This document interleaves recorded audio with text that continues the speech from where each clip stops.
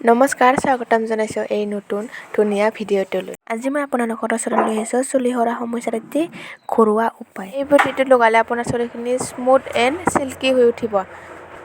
আমাৰ ইফালে টাবত থকা এল'ভেৰা লৈ ল'ম মই আৰু ঘৰৰ আগফালে থকা জবা ফুল ছিঙি লৈ ল'ম।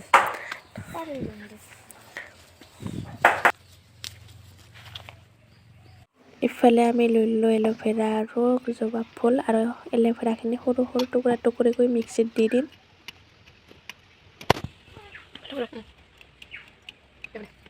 আৰু এতিয়া জবা ফুলখিনিও দি দিম। দি দিয়াৰ পিছত এতিয়া মিক্সিত ধুনীয়াকৈ পেষ্ট কৰি ল'ম।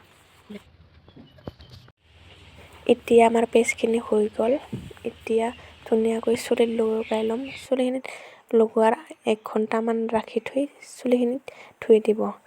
ধুনীয়া এটা স্মুথ এণ্ড চিল্কি হৈ উঠিব আৰু